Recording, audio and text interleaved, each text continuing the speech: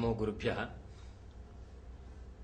इदानीं न्यायकुसुमाञ्जलिः इति प्रसिद्धः न्यायशास्त्रग्रन्थः यः अस्ति तस्य परिचयः क्रियते।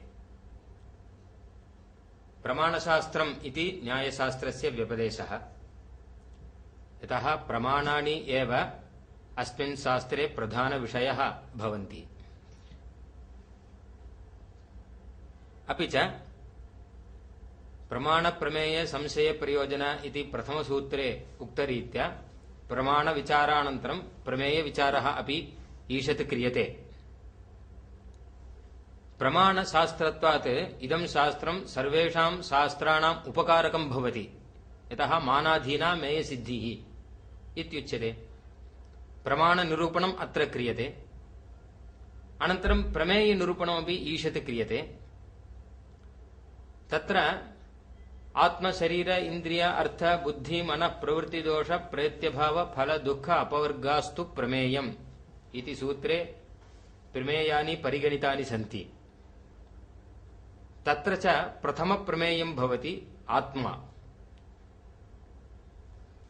आत्मनः प्रमाणैः ज्ञानम् अत्यन्त आवश्यकम् इति अभिप्रायः। न्यायभाष्येऽपि मोक्षस्य अत्यन्त उपयोगित्वात् आत्मज्ञानस्य आत्मनः प्रथमं निर्देशः इत्युक्तमस्ति। स च आत्मा द्विविधः भवति, जीवात्मा परमात्मा चेति। एवञ्च न्यायशास्त्रे प्रमाणशास्त्रे आत्मनिरूपणं प्रमाणैः सम्यक् क्रियते। तेन न्यायशास्त्रस्य परमं लक्ष्यम् अपवर्गरूपम्। यथा सूत्रे उक्तं तत्त्वज्ञानात् निःश्रेयसाधिगमः इति। तादृश लक्ष्यस्य अपेक्षितांशपूरणम् एतावता क्रियते। नाम प्रमाणैः आत्मनिरूपणे एव क्रियते। तच्च कार्यम् न्यायशास्त्रे प्रसिद्धेन उदयनाचार्येण सम्यक् निरूढमस्ति। उदयनाचार्याः ग्रन्थद्वयं प्रसिद्धं कृतवन्तः, आत्मतत्त्वविवेकः इति न्यायकुसुमाञ्जलिः इति च। आत्मतत्त्वविवेके जीवात्मविचारं कृतवन्तः एते आचार्याः। न्यायकुसुमाञ्जलि ग्रन्थे परमात्मनिरूपणं कृतवन्तः एते। एतैः उदयनाचार्यैः एतदतिरिक्तया अपि अनेके ग्रन्थाः रचिताः सन्ति। परन्तु एतेषां प्रसिद्धम् इदं ग्रन्थद्वयम् आत्मतत्त्वविवेकः, न्यायकुसुमाञ्जलिः इति च। तत्र न्यायकुसुमाञ्जलिम् अधिकृत्य इदानीं पश्यामः। ग्रन्थकर्तारः च उदयनाचार्याः दर्शनलोके अतिप्रसिद्धाः, दशमशतकीयाः। तेषां न्यायकुसुमाञ्जलिः च अतिप्रसिद्धः ग्रन्थः। इतरे अपि दार्शनिकाः उदयनस्य मार्गम् अनुसर्तुम् ऐच्छन् इति अस्य विशेषः। यथा विशिष्टाद्वैते प्रसिद्धाः दार्शनिकाः श्रीमन्निगमान्तमहादेशिकाः उदयनमार्गम् अनुसृत्य उदयनाचार्याणां शैल्या एव स्वदर्शनविषयान् स्थापयन्ति। एवं सर्वत्रापि द्रष्टुं शक्यते। अपि च अत्यन्तगहनः औदयने पथि गहने इति व्याख्याने उक्तरीत्या अत्यन्तगहनः अयं मार्गः उदयनाचार्याणाम्। न्यायशास्त्रे ये ये विषयाः प्रसिद्धाः सन्ति तेषां सर्वेषां सङ्कलनम् उदयनाचार्यैः एतस्मिन् ग्रन्थद्वये सम्यक् कृतमस्ति। अत एव अस्मदाचार्याः वदन्ति न्यायकुसुमाञ्जलिग्रन्थपठने न्यायशास्त्रविषयः समग्रोऽपि आगच्छेत् इति। तादृशः प्रसिद्धः ग्रन्थः न्यायकुसुमाञ्जलिः इति। नव्यन्याय प्रादुर्भावात् पूर्वमेव अयं ग्रन्थः रचितः। तत्र ईश्वरपरः अयं ग्रन्थः नाम परमात्म निरूपणपरः अयं ग्रन्थः इत्युक्तम्। परमात्म निरूपणं नाम परमात्मा कः, सः कीदृशः इति न। एतस्मिन् विषये नैयायिकानां श्रद्धा नास्ति, परन्तु परमात्मा अस्ति इति परमात्मनि प्रमाणदर्शने एव तेषां श्रद्धा। अनन्तरं जीवात्मा परमात्मा विवेकात् अनन्तरं जीवात्मनि एव दुःखजन्म प्रवृत्तिदोष मिथ्याज्ञानानाम् उत्तरोत्तरोपाये इति सूत्रोक्तरीत्या सम्यक् ज्ञानसम्पादनेन मोक्षप्राप्तिः सम्भवेत् इति न्यायमतप्रक्रिया अस्ति। एवञ्च जीवात्मा परमात्मा भेदः ज्ञातव्यः, परमात्मनि प्रमाणञ्च ज्ञातव्यम्। सः परमात्मा ईश्वरः नाम सर्वेषां नियामकः, सः जगतः स्रष्टा इत्यादि विशेषाः ज्ञातव्याः। तदर्थं परमात्मनि प्रमाणनिरूपणपरः अयं ग्रन्थः भवति न्यायकुसुमाञ्जलिः। परन्तु पूर्वोक्तरीत्या प्रमाणनिरूपणव्याजेन न्यायशास्त्रविषयान् सिद्धान्तविषयान् प्रायशः अनेकान् बहून् समग्रान् इत्यपि वक्तुं शक्यते सङ्कलयति अस्मिन् ग्रन्थे ग्रन्थकर्ता। इदानीं ग्रन्थः आरभ्यते।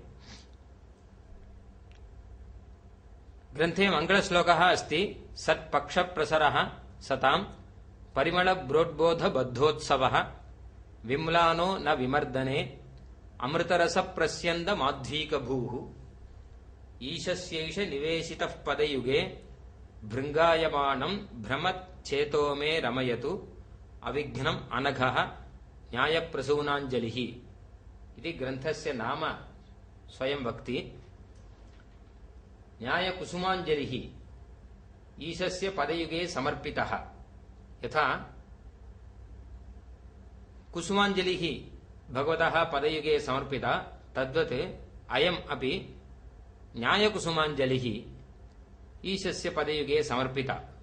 कुतः? ईशविषयत्वात्, ईश्वरविषयत्वात्।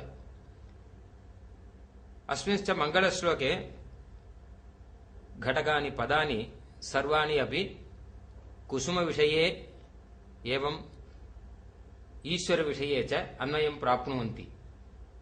तत्र सत्पक्षप्रसरः इति प्रथमं विशेषणं। कुसुमं तावत् अथवा कुसुमाञ्जलिः तावत् सत्पक्षप्रसरः, सद्भिः दलैः विकसितः अस्ति। अयं ग्रन्थः अपि सत्पक्षप्रसरः, सत्पक्षज्ञानदाता भवति। समीचीनपक्षप्रसरः नाम ज्ञानः, ज्ञानमेव। एवञ्च समीचीनपक्षज्ञानसम्पादकः भवति। सतां परिमलप्रोद्बोधबद्धोत्सवः,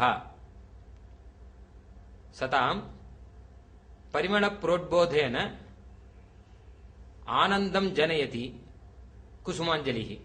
तद्वत् अयं ग्रन्थः अपि परिमलप्रोद्बोधेन, अत्र परिमलं मलशब्देन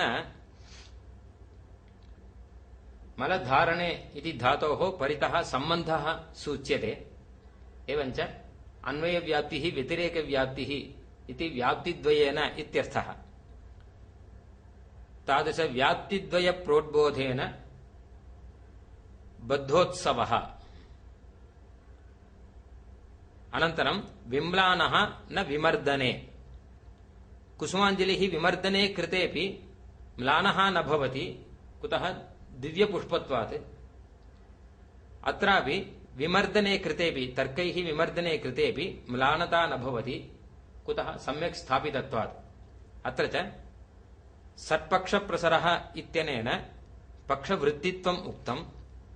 सतां परिमलप्रोद्बोध इत्यत्र अन्वयव्यतिरेकव्याप्तिप्रदर्शनेन सपक्षसत्वं विपक्ष असत्वं च सूचितम्। विम्लानः न विमर्दने इत्युक्तत्वात् सत्प्रतिपक्षः बाधः च न भवति इति सूचितम्।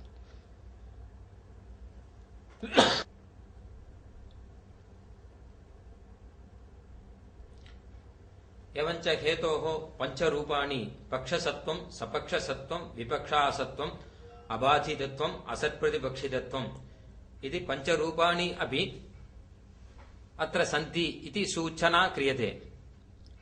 अनन्तरम् अमृतरसप्रस्यन्दमाध्वीकभूः, अमृतरसप्रस्यन्दरूपस्य माध्वीकस्य स्थानम् इत्यर्थः। ग्रन्थपक्षे च अमृतरसः मोक्षरसः, एवञ्च अमृतरसप्रस्यन्दे एव माध्वीकम् तस्य प्रभवस्थानम् इत्यर्थः। ईशस्य एषः निवेशितः पदयुगे, कुसुमाञ्जलिः ईशस्य पदयुगे निवेशितः, ग्रन्थपक्षेऽपि ईशस्य पदयुगे समर्पितः, नाम ईश्वरविषयत्वात् इति वक्तुं शक्यते। अपि च व्याख्यानकाराः कथयन्ति पदयुगे इत्यत्र पद्यते अनेन इति पदम्, पद्यते नाम गम्यते, एवञ्च गम्यते अनेन इति पदम्। एवञ्च ईश्वरस्य प्रमाणद्वयम् अनुमानम् आगमः इति तादृशप्रमाणद्वयेन सङ्घटितः। यतः कुसुमाञ्जलौ प्रत्येकम् अनुमानप्रदर्शनानन्तरं तत्र श्रुतिमपि आचार्यः प्रदर्शयति। श्रुतिः खल्वपि इत्यारभ्य अत्र श्रुतिरपि प्रमाणं भवति इति प्रत्येक अनुमाने प्रत्येकस्मिन् प्रदर्शयति इति कृत्वा ईशस्य पदयुगे निवेशितः, अथवा पद्यते अनेन इति पदम् इति तर्कः अनुमानम् उभयमुच्यते इति वक्तुं शक्यते। एवञ्च ईशस्यैष निवेशितः पदयुगे भृङ्गायमानं भ्रमत् चेतः मे रमयतु। मम मनः भृङ्गायमानं कुत इति चेत् पुष्पे मम मनः भृङ्गायमानम् अस्ति। भ्रमत्, अत्र भ्रमत् इत्यनेन अर्थद्वये सूचना अस्ति। मनः भ्रमति इतस्ततः। एवञ्च सन्देहनिवारकः अयं ग्रन्थः। भ्रमत् मे चेतः अयं ग्रन्थः रमयतु इति। भृङ्ग चेतः इति द्वितीया विभक्त्यन्तं पदम्। एवञ्च भृङ्गायमानं भ्रमत् मे चेतः अयं ग्रन्थः रमयतु। अनघः, अनघश्च अयं दोषरहितः, नाम निग्रहस्थानादिदोषरहितः। अविघ्नं रमयतु इति अविघ्नम् इति क्रियाविशेषणं भवति। एवञ्च भगवतः पदयुगे समर्पित दिव्यपुष्पाञ्जलिसदृशत्वम् एतद्ग्रन्थस्य सूचितम्। अपि च अत्र विषयसङ्ग्रहः अपि अस्मिन् श्लोके कृतः अस्ति। अनन्तरम् ईश्वरनिरूपणप्रस्तावः। तत्र तावत् आदावेव कञ्चन चोद्यम् उपस्थापयन्ति ग्रन्थकर्तारः। किमर्थम् ईश्वरनिरूपणं क्रियते? ईश्वरः अस्ति इति स्थापनं किमर्थम्? ईश्वरः नास्ति इति यः कोऽपि वदति चेत् तस्य निराकरणाय अयं प्रयासः स्यात्।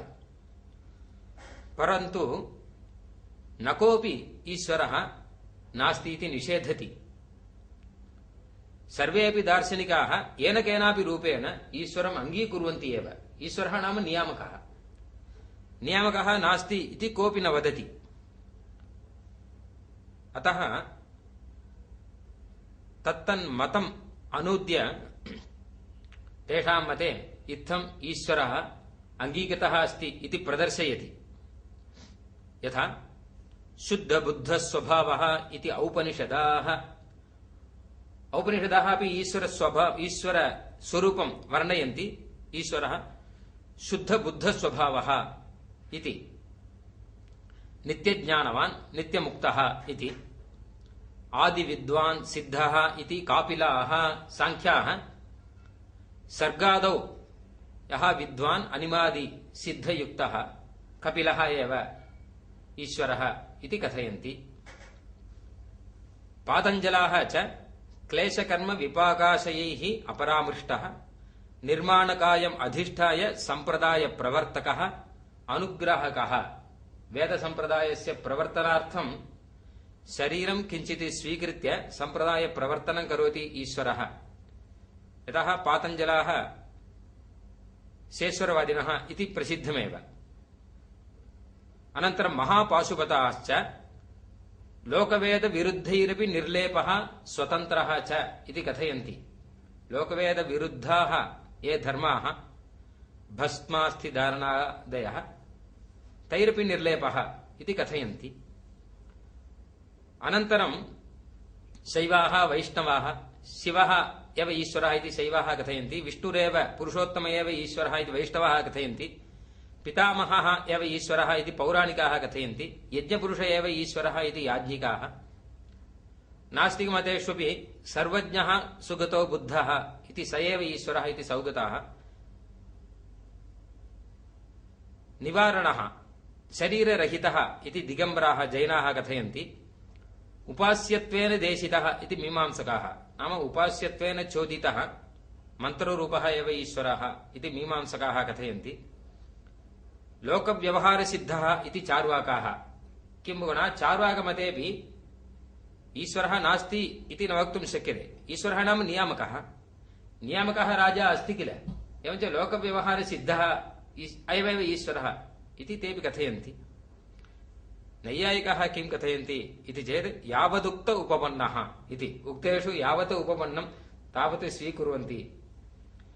एवञ्च सर्वे अपि दार्शनिकाः नियामकं कञ्चन पुरुषम् अङ्गीकुर्वन्त्येव इति स्थिते किमर्थः अयं ग्रन्थारम्भः ईश्वरनिरूपणपरः इति शङ्कायां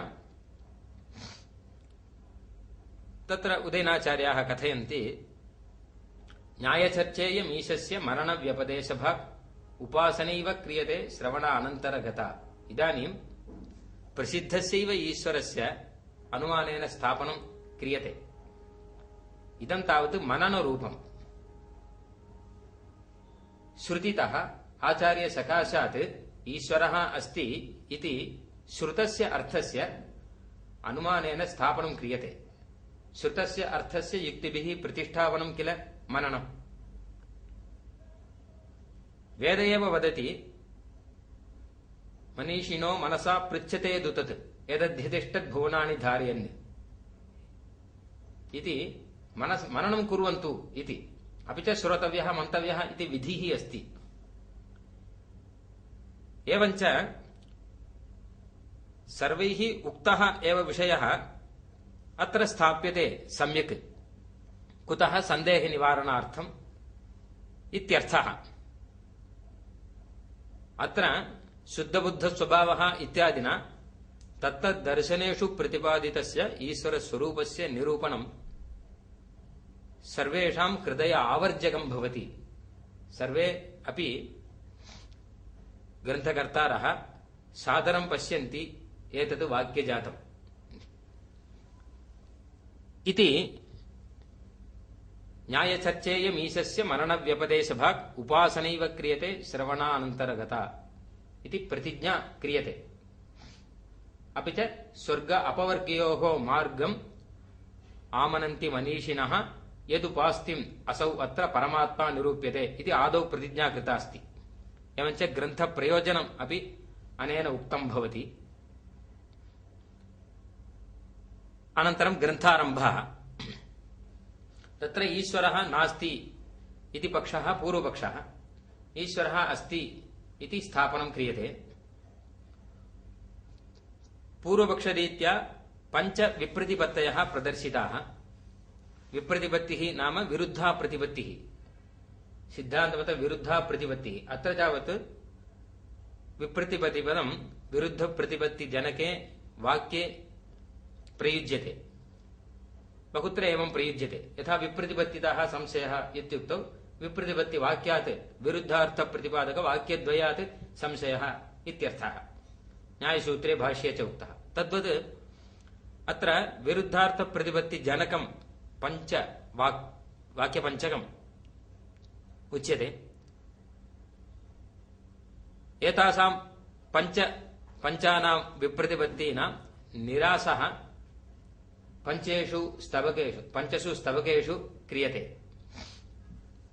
अतः अयं ग्रन्थः पंचस्तबकघटितः। स्तबकत्वेन व्यपदेशः पुष्पाञ्जलित्वात् क्रियते। एवञ्च पंचसु स्तबकेषु क्रमेण आसां पंचानां विप्रतिपत्तीनां निरासः क्रियते इति अयमेव विषयः। अतः प्रथमं विप्रतिपत्तिः सम्यक् ज्ञातव्या, तदेव तन्निरासः ज्ञातुं शक्यते। इमाः विप्रतिपत्तयः: प्रथमः अलौकिकस्य परलोकसाधनस्य अभावात्, द्वितीयः अन्यथापि परलोकसाधनानुष्ठानसम्भवात्, तृतीयः तदभावावेदक प्रमाणसद्भावात्, चतुर्थः सत्त्वेऽपि तस्य अप्रमाणत्वात्, पंचमः तत्साधक प्रमाणाभावात् इति एतैः हेतुभिः ईश्वरः नास्ति इति स्थाप्यते। तत्र प्रथमा विप्रतिपत्तिः अलौकिकस्य परलोकसाधनस्य अभावात्। परलोकः स्वर्गः, स्वर्गस्य साधनं पुण्यं तदेव अलौकिकम् इत्युच्यते। अलौकिकम् इति वा अदृष्टम् इति वा उच्यते। लोके जनाः सत्कर्म कुर्वन्ति, सत्कर्मणः पुण्यं लभन्ते, पुण्यस्य फलतया सुखं प्राप्नुवन्ति, सुखम् अनुभवन्ति इति व्यवहरामः, लोके प्रसिद्धम्। एवं पुण्यस्य फलतया स्वर्गं प्राप्नुवन्ति इत्यपि। तत्र पुण्यं कीदृशम्? अनेन एतत् कर्म अनुष्ठितम्, एतत् कर्मणः एतत् पुण्यम्, एतत् पुण्यफलत्वेन एतत् सुखम् अस्य भवितव्यम् इत्यादीनां निर्वाहकः कः? कथम् अस्य जीवस्य एतत् पुण्यम्, एतत् पुण्यस्य एतत् फलम्, अस्य जीवस्य पुण्यान्तरं तस्य फलान्तरम् इत्यादि व्यवस्था सम्भवेत् इति चेत् एतस्य निर्वाहकः कश्चन पुरुषः, पुण्यपाप अधिष्ठातृतया पुण्यपाप फलदातृतया च कश्चन पुरुषः आवश्यकः। सः एव ईश्वरः इति नैयायिकानाम् अभिप्रायः अस्ति। इदानीं प्रथमा विप्रतिपत्तिः प्रवर्तते, पुण्यमेव नास्ति, अलौकिकमेव नास्ति इति। परलोकसाधनस्य अलौकिकस्य अभावात् पुण्यम् इति किञ्चन नास्ति इति चार्वाकाणाम् इयं विप्रतिपत्तिः। अनन्तरं द्वितीया विप्रतिपत्तिः अस्ति अन्यथापि परलोकसाधन अनुष्ठानसम्भवात् इति। परलोकः अस्ति, परलोकस्य साधनं यागादिः अस्ति,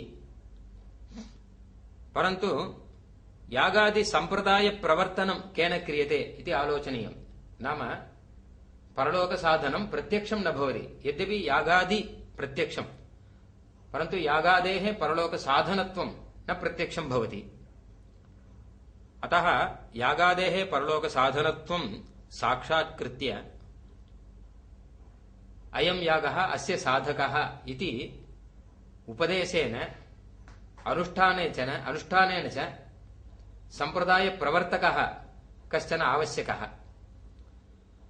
सर्गादौ अस्य संप्रदायस्य प्रवर्तकः ईश्वरः इति सः वेदान् उपदिशति। एवञ्च अस्य संप्रदायस्य प्रवर्तकः ईश्वरः इति नैयायिकेन स्वीकृतम्, अनुमानं क्रियते। एतत् संप्रदाय प्रवर्तकत्वेन ईश्वरः साध्यते। तत्र विप्रतिपत्तिः इदानीं भवति परलोकसाधनस्य अनुष्ठानं तावत् अन्यथापि सम्भवति। अन्यथापि नाम ईश्वरं विनापि परलोकसाधन अनुष्ठानसम्भवात्। इयं विप्रतिपत्तिः मीमांसकानाम्। ईश्वरं विनापि यागादीनां परलोकसाधनत्वं वेदतः ज्ञातुं शक्यते। वेदाः न ईश्वरप्रणीताः, अपि तु वेदाः नित्याः। अतः ईश्वरं विनापि वेदादिना परलोकसाधन अनुष्ठानसम्भवात् ईश्वरानुमानं न कर्तव्यम् इति मीमांसकाभिप्रायः। अथ तृतीया विप्रतिपत्तिः तदभावावेदक प्रमाण सद्भावात् इति। ईश्वर अभाव आवेदक प्रमाण संभवात्। नाम ईश्वरः अस्ति चेत् उपलभ्येत, एवं ईश्वरः नास्ति इति अनुमानेन अपि साधयितुं शक्यते। एवं ईश्वरः नास्ति इत्यत्र प्रमाणानां सम्भवात् तद्विरुद्धतया ईश्वरास्तित्वं साधयितुं न शक्यते इति इयमपि विप्रतिपत्तिः मीमांसकानां भवति। अनन्तरञ्च चतुर्थी विप्रतिपत्तिः सत्त्वेपि तस्य अप्रमाणत्वात् इति। ईश्वरसत्त्वेपि ईश्वरस्य अप्रमाणत्वात् नाम अनाप्तत्वात्, नाम ईश्वरज्ञानं प्रमा न भवितुमर्हति। अतः ईश्वरस्य अनाप्तत्वात् ईश्वरज्ञानस्य प्रमा लक्षण अविषयत्वात्, प्रमालक्षणेन संगृहीतुम् अशक्यत्वात् ईश्वरः एव वेदादीन् उपदिश्य सम्प्रदायं प्रवर्तयति इति वा सर्वज्ञः सन् जगत् सृजति इति वा वक्तुं न शक्यते इति इयमपि प्रतिपत्तिः मीमांसकानां भवति। अनन्तरं पञ्चमविप्रतिपत्तिः तत्साधक प्रमाणाभावात्, ईश्वर साधक प्रमाणस्य अभावात्, प्रत्यक्षादीनां तत्र अप्रभुत्वात् इति पञ्चमविप्रतिपत्तिः चार्वाकाणामपि भवति, मीमांसकानामपि भवति। एवञ्च एताभिः पञ्चविप्रतिपत्तिभिः ईश्वरः नास्ति इति पूर्वपक्षे प्राप्ते एतन्निरासार्थम् अयं ग्रन्थः प्रवर्तते। एवञ्च अयं ग्रन्थः समीचीनतया संघटितः, नाम अत्र संघटना अतिमधुरा, न केवलं मधुरा अपि च नवीनरीत्या पर्यालोचने अपि अत्यन्त सुखप्रतिपत्तिं जनयति। एते एव विषयाः, एताः विप्रतिपत्तयः, एतासां निराकरणं क्रियते। तत्रापि प्रथमस्तवके प्रथमविप्रतिपत्तिनिरासः, प्रथमविप्रतिपत्तावपि अवान्तरविप्रतिपत्तयः याः सन्ति तासां क्रमेण निरासः इति तत्र तत्र स्तवकेषु अवान्तरविप्रतिपत्तिनिरासम् अपि आदौ प्रतिज्ञाय तासां निराकरणं क्रमेण आचार्यैः क्रियते इति संघटनारीतिः अतीव विस्मयावहा अत्र दृश्यते। एवञ्च पञ्चस्तवकेषु विप्रतिपत्तिनिराकरणं क्रमेण क्रियते। तत्र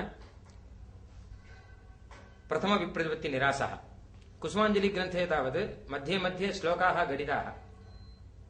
तत्र श्लोकस्य व्याख्यानरूपेण वा, व्याख्यानं नाम न प्रतीकपूर्वकं व्याख्यानम् अपि तु विवरणरूप व्याख्यानरूपेण अनन्तरं वचनानि भवन्ति, तर्काः अपि भवन्ति। तत्र प्रत्येकं स्तवकेषु स्तवकार्थस्य समग्रस्य प्रतिपादकः श्लोकः आदौ संघटितः अस्ति।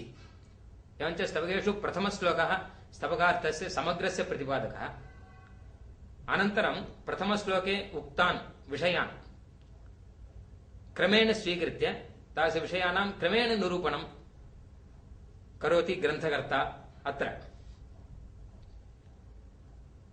एवञ्च इदानीं मया किं क्रियते, पञ्चस्तवकेषु आदिमाः ये श्लोकाः तेषां निरूपणं क्रियते। तत्र प्रथमविप्रतिपत्तिनिरासः प्रथमश्लोके, तत्र च प्रथमश्लोकः प्रथमस्तवके, तत्र च प्रथमश्लोकः सापेक्षत्वात् अनादित्वात् वैचित्र्यात् विश्ववृत्तितः प्रत्यात्मनेमात् भुक्तेः अस्ति हेतुः अलौकिकः इति। अलौकिकस्य अभावात् इति प्रथमविप्रतिपत्तिः, अस्ति हेतुः अलौकिकः, परलोकहेतुः अलौकिकः अस्ति इति साध्यते अत्र। तत्र पञ्चहेतवः प्रदर्शिताः सापेक्षत्वात् इत्यादिना। तत्र अवान्तरविप्रतिपत्तयः भवन्ति। परलोकसाधनं नास्ति इति साधयितुं प्रवृत्तः चार्वाकः अवान्तरविप्रतिपत्तिः प्रदर्शयति। प्रथमं साध्यसाधनभावे एव नास्ति, लोके कार्यकारणभाव एव नास्ति। आकस्मिकत्ववादी सः, अकारणककार्योत्पत्तिवादी सः कार्यकारणभावं नाङ्गीकरोति। अतः कार्यकारणभाव एव नास्ति इति तेन उच्यमाने एवं न सापेक्षत्वात्, कार्यस्य समग्रस्य कारणसापेक्षत्वात्। यदि कारणापेक्षां विना कार्यं जायते तर्हि पूर्वमपि जायेत, पश्चादपि जायेत, परन्तु कार्याणां कादाचित्कत्वं दृश्यते, कदाचिदेव भवन्ति, न तु पूर्वं न भवन्ति पश्चादपि न भवन्ति। तच्च कादाचित्कत्वं कारणसापेक्षत्वे एव वक्तुं शक्यते, अतः सापेक्षत्वात्। अनन्तरं चार्वाकः कथयति, अस्तु कारणसापेक्षत्वं न साधयितुं शक्यते। कुतः इति चेत् एकस्य कारणस्य कारणम् एकं भवति चेत् तस्य कारणं किम् इत्यपेक्षायां तस्यापि कारणं भवति चेत् एवमुक्तौ अनवस्था स्यात् इति चेत् तत्र उच्यते अनादित्वात् इति। इयं कार्यकारणभावपरम्परा अनादिः, अत्र अनवस्था न दोषः। कार्यस्य कारणं तस्यापि कारणम् इति भवेत् लोकदृष्टा। यदा बीजाङ्कुरवत् बीजाङ्कुरप्रवाहस्य अनादित्वं भवति, भवतु तावता को दोषः।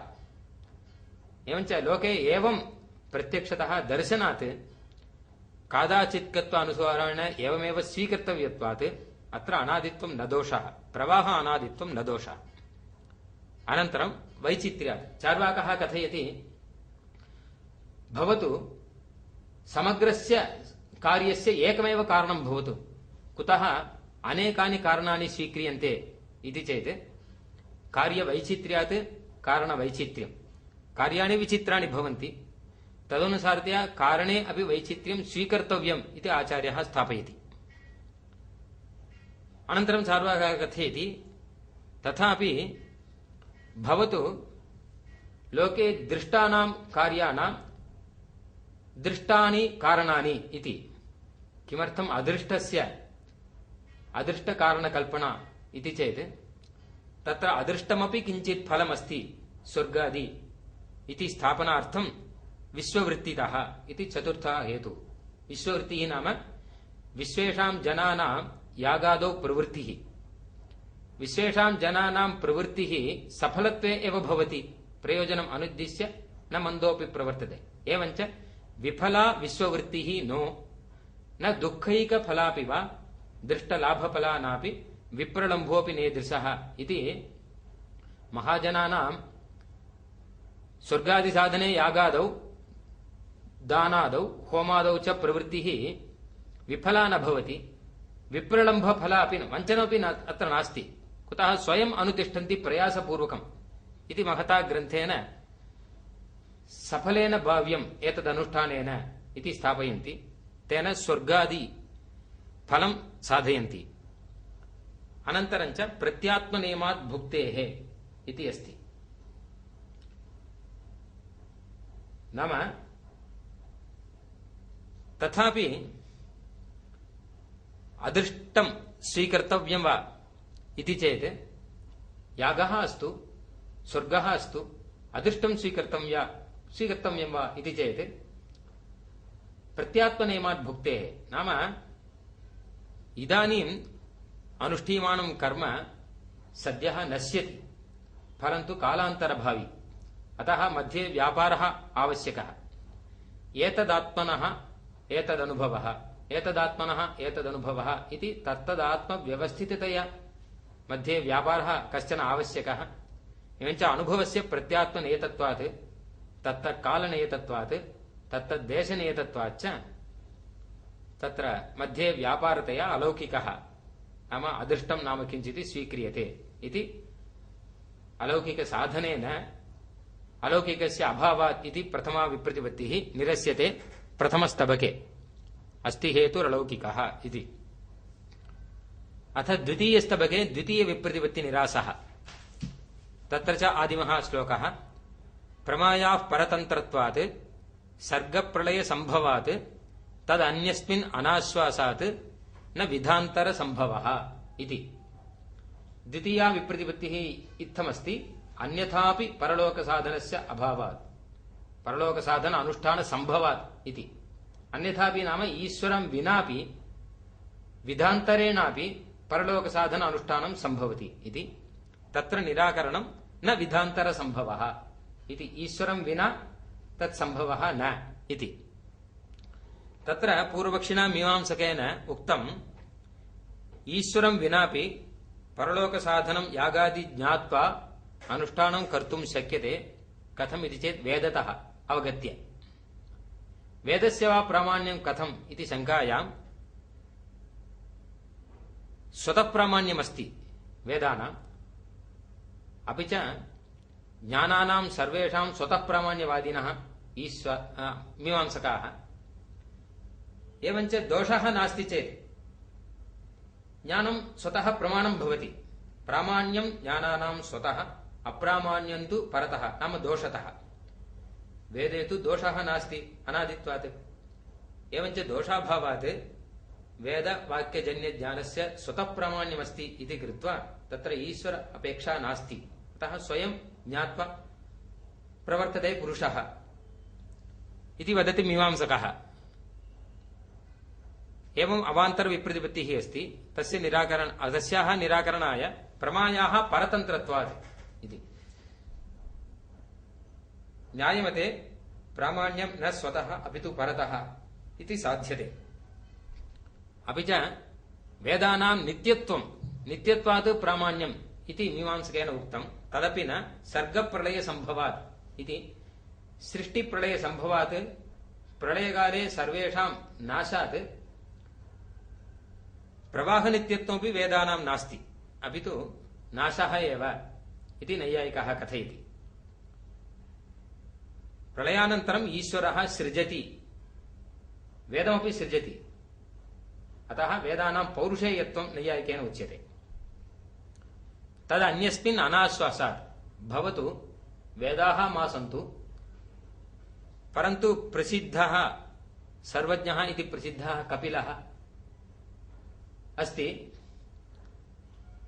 तेन उक्तत्वात् परलोकसाधन अनुष्ठानसम्भवात् ईश्वरः मास्तु, कपिलोक्तत्वात् परलोकसाधने प्रवृत्तिः स्यात् इति चेत् तदन्यस्मिन् अनाश्वासात्। ईश्वरान्यस्मिन् कपिलादिपुरुषे पुरुषदोषसम्भवात् अनाश्वासात् तत्र न प्रामाण्यं वक्तुं शक्यते। अतः ततः परलोकसाधन अनुष्ठानं न शुश्रकं भवति। अतः न विधान्तरसम्भवः, ईश्वरं विना परलोकसाधन अनुष्ठानं न सम्भवेत् इति द्वितीयविप्रतिपत्तिनिरासः भवति। अनन्तरं तृतीयविप्रतिपत्तिनिरासार्थः तृतीयस्तबकारम्भः। तत्र च आदिमः श्लोकः योग्यादृष्टिः कुतो योग्ये प्रतिबन्धिः कुतस्तरां क्व अयोग्यं बाध्यते शृङ्गं क्वानुमानम् अनाश्रयम् इति। तत्र तदभाव आवेदक प्रमाण सद्भावात् इति विप्रतिपत्तिः। ईश्वरः नास्ति इत्यत्र प्रमाणमस्ति। एवञ्च ईश्वर अस्तित्व साधक प्रमाण सत्प्रतिपक्षतया अथवा तद्विरुद्धतया तद्बाधकतया प्रमाणानि सम्भवन्ति इति अभिप्रायः मीमांसकस्य। तत्र प्रमाणं नास्ति इति सूचनार्थं क्व अनुमानम् अनाश्रयम्, क्व अयोग्यं बाध्यते शृङ्गम् इत्यादि वचनानि सन्ति अस्मिन् श्लोके। प्रथमतया योग्यानुपलब्धिः, प्रथमतया अनुपलब्धिः उच्यते। यदि ईश्वरः स्यात् तर्हि उपलभ्येत, अनुपलब्धेः ईश्वरः नास्ति इति शङ्कायां तत्र उच्यते योग्यादृष्टिः कुतः अयोग्ये इति। केवल अनुपलब्धिः न साधिका, अपि तु योग्यानुपलब्धिः एव साधिका। प्रत्यक्ष योग्यस्य अनुपलब्धिः साधिका। ईश्वरः तु प्रत्यक्ष योग्यः न भवति, प्रत्यक्ष अयोग्यः। अतः अत्र योग्यानुपलब्धेः प्रसारः न भवति इति। तत्र मीमांसकेन इत्थम् उक्तमस्ति यदि स्यात् उपलभ्येत, अनुपलब्धेः नास्ति इति अनुपलब्ध्या अभावस्वीकारः कर्तव्यः, अन्यथा प्रतिबन्धिः उच्यते। यदि एवं न स्वीक्रियेत नाम अनुपलब्ध्या अपि अभावः यदि न स्वीक्रियेत तर्हि सससृङ्गमपि सिद्ध्येत्। सससृङ्गं नास्ति इति वदामः, कुतः इति चेत् अनुपलब्धेः। एवञ्च अनुपलब्धेः सससृङ्गं नास्ति इति सर्वे वयं वदामः। भवता तु यदि अनुपलब्धिगृहीतमपि वस्तु नास्ति इति न यदि उच्यते तर्हि सससृङ्गनिषेधः अपि कर्तुं न शक्येत इति प्रतिबन्धिः तेन उक्ता। तत्र समाधानं प्रतिबन्धिः कुतस्तराम् इति।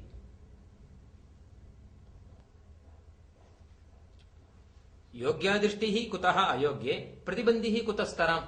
नाम मया केवल अनुपलब्धिः न उच्यते, योग्यानुपलब्धिः एव उच्यते। सा योग्यानुपलब्धिः तस्मिन् विषये सससृङ्गविषये भवति। कुतः? शृङ्गस्य योग्यत्वात्। सससृङ्गस्य योग्यत्वात् योग्यानुवृद्धिः तत्र प्रसरति। एवञ्च एतत् प्रतिबन्धितया तत्र वक्तुं न शक्यते। ईश्वरविषये योग्यानुपलब्धिः नास्ति, सससृङ्गविषये योग्यानुपलब्धिः अस्ति। अतः सससृङ्गविषये अभावनिर्धारणं भवति, ईश्वरविषये अभावनिर्धारणं कर्तुं न शक्यते। एतत् प्रतिबन्धितया तत् वक्तुं न शक्यते। क्व अयोग्यं बाध्यते शृङ्गम्, तर्हि तदुपरि इयं शङ्का भवति। यदि सससृङ्गं नास्ति इति उच्यते तद् न वक्तुं शक्यते। सससृङ्गाभावः कुत इति चेत् सससृङ्गस्य असत्वे सससृङ्ग अभावः अपि साधयितुं न शक्यते। अभावज्ञानं प्रति प्रतियोगिज्ञानं कारणम् इत्यस्ति। प्रतियोगी नास्ति चेत् निषेधः न भवति। क्वापि कस्यचिदपि प्रसिद्धस्यैव वस्तुनः किल निषेधः भवति। सससृङ्गमेव नास्ति चेत् सससृङ्गं नास्ति इति कथं वक्तुं शक्यते? सससृङ्गं नास्ति इति ज्ञानं वा कथं भवेत् इति चेत् एवं न। सससृङ्गं नास्ति इति उच्यते चेत् ससे शृङ्गं नास्ति इत्येव अर्थः। एवञ्च शृङ्गं च अन्यत्र प्रसिद्धं भवति, अन्यत्र प्रसिद्धं शृङ्गं ससे नास्ति इत्येव अभिप्रायः। एवञ्च क्व अयोग्यं बाध्यते शृङ्गम्, अत्र अयोग्यं शृङ्गं न बाध्यते, अपि तु योग्यमेव शृङ्गम्। अयोग्यं शृङ्गं नाम ससशृङ्गम्, अयोग्यं ससशृङ्गं न बाध्यते, अपि तु योग्यमेव शृङ्गम् अन्यत्र प्रसिद्धं ससे बाध्यते इति। भवतु अनुमानेन साधयामः ईश्वरः नास्ति शरीराभावात् इत्यादिना अनुमानेन ईश्वर अभावं साधयामः इति चेत् तदपि न। क्व अनुमानम् अनाश्रयम्, भवदुक्त अनुमाने आश्रयः नाम पक्षः कः? ईश्वर एव पक्षः। एवञ्च सः पक्षः पूर्वं प्रसिद्धो वा अप्रसिद्धो वा? यदि ईश्वरः पूर्वम् अप्रसिद्धः तर्हि पक्षस्यैव अप्रसिद्धत्वात् पक्षाप्रसिद्धिः भवति, अनुमानं न प्रवर्तते। यदि ईश्वरः प्रसिद्धः तर्हि तद्विरुद्धतया ईश्वरः नास्ति इति अनुमानं न कर्तुं शक्यते। एवञ्च क्व अनुमानम् अनाश्रयम्, अनाश्रयं पक्षरहितम् अनुमानं क्व। एवञ्च ईश्वराभावसाधकप्रमाणानि न समीचीनानि इति अस्मिन् स्तबके साध्यते। अनेन तृतीयविप्रतिपत्तिनिरासः कृतौ अस्ति। अनन्तरं चतुर्थविप्रतिपत्तिनिरासः, तत्र च आदिमश्लोकः अव्याप्तेरधिकव्याप्तेः अलक्षणम् अपूर्वदृक् यथार्थानुभवो मानम् अनपेक्षतया इष्यते इति। अत्र विप्रतिपत्तिः सत्त्वेपि तस्य अप्रमाणत्वात् इति। ईश्वरसत्त्वेपि तस्य अप्रमाणत्वात् नाम अनात्मत्वात् इत्यर्थः स्वीकृतः। अत्र मीमांसकानाम् अभिप्रायः ईश्वरस्य ज्ञानं प्रमा न भवति। प्रमा नाम अगृहीतग्राहित्वम् इति प्रमालक्षणम्। अत्र अपूर्वदृक् इति श्लोकेन उच्यते। एतच्च ज्ञानम् ईश्वरज्ञानं न भवितुमर्हति इत्यादिना ईश्वरज्ञानस्य अप्रमात्वात् ईश्वरस्य अप्रमाणत्वात् तत्साधनेन न फलं किमपि। ईश्वरः सर्वज्ञः इति वा ईश्वरः सम्प्रदायप्रवर्तकः इति वा साधयितुं न शक्यते इति गच्छति। अतः अस्मिन् स्तवके मीमांसकोक्तस्य प्रमालक्षणस्य निरासः अपूर्वदृक् अलक्षणम् अगृहीतार्थग्राहित्वम् अथवा अनधिगतार्थगन्धृत्वम् इति लक्षणं तत् अलक्षणं। कुतः? अव्याप्तेः अधिकव्याप्तेः, अव्याप्तेः अतिव्याप्तेश्च। अव्याप्तिः धारावाहिकज्ञानेषु क्रमेण क्षणेषु अयं घटः अयं घटः अयं घटः इति एकघटविषयकज्ञानानि परम्परया क्रमेण भवन्ति चेत् तत्र द्वितीयं ज्ञानं गृहीतार्थग्राही भवति। एवञ्च प्रमालक्षणं तत्र अव्याप्तं भवति। अधिकव्याप्तिः च अगृहीतार्थग्राहिण्याम् अप्रमायां, नाम प्रप्रथमतया यः भ्रमः भवति पूर्वम् अगृहीतार्थविषयकः, तस्मिन् भ्रमे अगृहीतार्थग्राहित्वमस्ति इति कृत्वा तत्र अतिव्याप्तम् इदं लक्षणं भवति। एवञ्च अव्याप्तेः अधिकव्याप्तेः अलक्षणम् अपूर्वदृक्। तर्हि भवन्मतरीत्या प्रमालक्षणं किम् इति चेत् यथार्थानुभवः मानम्। मानं नाम अत्र प्रमा इत्यर्थः। भावे ल्युट् प्रत्ययः। एवञ्च प्रमा यथार्थानुभवः, एवञ्च यथार्थत्वे सति अनुभवत्वम् इति प्रमालक्षणम् उच्यते। यथार्थत्वं नाम तद्वति तत्प्रकारकत्वम् इति। एतच्च लक्षणम् ईश्वरप्रमायां सङ्घटते। तर्हि यथार्थ अनुभवो मानम् इत्युक्तौ यथार्थस्मृतेः प्रमात्वं नास्ति वा इति शङ्कायां स्मृतेः वस्तुतः प्रमात्वं नास्ति, अनपेक्षतया इष्यते। नाम स्मृतेः प्रमात्वं तावत् अनुभवप्रमात्वम् अनुविदधत् अस्ति इति कृत्वा श्रुतेः स्वाभाविकं प्रमात्वम् अप्रमात्वं वा नास्ति। अनुभवस्य प्रमात्वे स्मृतेः प्रमात्वम्, अनुभवस्य अप्रमात्वे तज्जन्य स्मृतेः अप्रमात्वम् इत्येतस्मात् कारणात् स्वाभाविकं प्रमात्वम् अप्रमात्वं वा स्मृतेः नास्त्येव। अतः यथार्थानुभवः मानम् अनपेक्षतया इष्यते, अनपेक्षतया यथार्थानुभवस्य मानत्वम् इष्यते। अतः स्मृतिः प्रमा इति प्रमाकोटौ न परिगणिता अस्ति, अप्रमात्वमपि नास्ति। न्यायमतरीत्या ज्ञानं द्विविधं, स्मृतिः अनुभवश्च। अनुभवः द्विविधः, यथार्थः अयथार्थश्च इत्यस्ति। एवञ्च ईश्वरज्ञानस्य प्रमात्वम् अस्त्येव इति एतस्मिन् स्तवके साध्यते। कुसुमाञ्जलिग्रन्थे चतुर्थस्तबक अति लघुः भवति।